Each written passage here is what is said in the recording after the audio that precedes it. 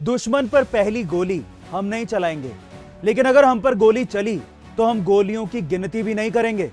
अगर आतंकी आएंगे तो हम उन्हें 2.5 फीट जमीन के नीचे गाड़ देंगे।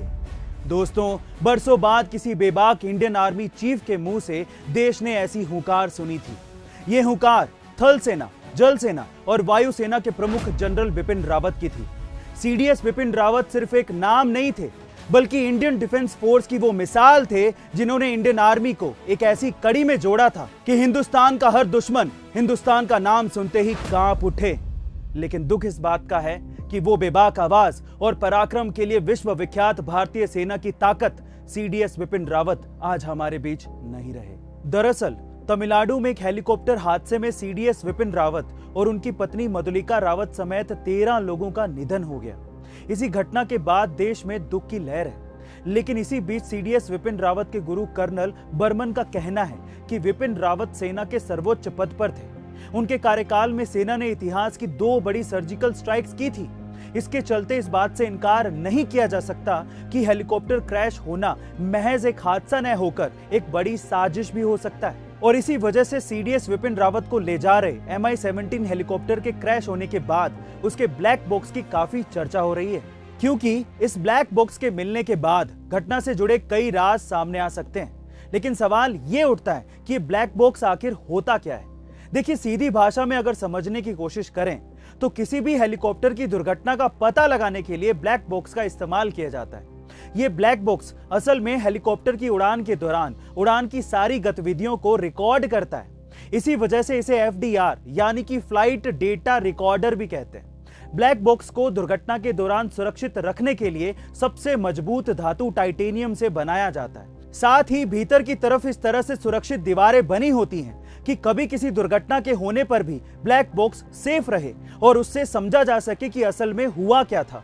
दरअसल जनरल बिपिन रावत एक ऐसे रोबदार और नीडर किस्म के इंसान थे जिनके नाम से ही दुश्मनों के दिल में डर पैदा हो जाता था। जनरल बिपिन रावत का जन्म उत्तराखंड के पौड़ी में हुआ था और उनके पिता भी भारतीय सेना में अपनी सेवा दे चुके हैं, जिनका नाम लक्ष्मण सिंह रावत था। जनरल बिपिन रावत के नाम पर बहुत सारे पदक और सम्मान हैं। उन्होंने अपने 40 वर्ष के कार्यकाल में अपने आक्रामक रवैये से दुश्मनों को धूल चटाई है। दरअसल जनरल बिपिन रावत का यह मानना था कि पाकिस्तान भारत का नंबर 1 दुश्मन नहीं है, बल्कि भारत का नंबर 1 दुश्मन चीन है।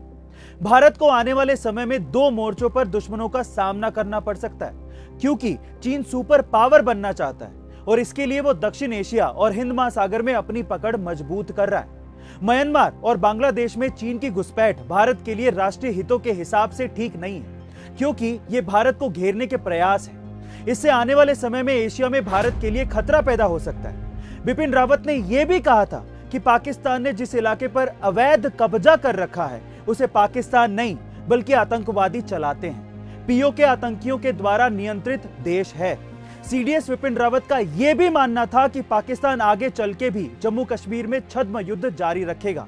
यही नहीं, वो पंजाब समेत देश के बाकी हिस्सों में भी समस्याएं पैदा कर सकता है। दोस्तों, जनरल बिपिन रावत जी ने चीन और पाकिस्तान जैसे नापाक इरादे रखने वाले पड़ोसियों से बड़ी चुनौतियों के बीच भी देश की सुरक्षा की। उन्होंने कम समय में ही भारत की सैन्य तैयारियों को दुश्मनों से मुकाबले के लिए तैयार भी किया।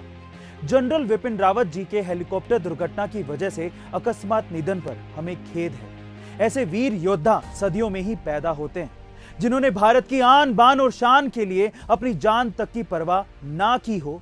ऐसे वीर योद्धा को हम सबकी तरफ से भावभीनी श्रद्धांजलि।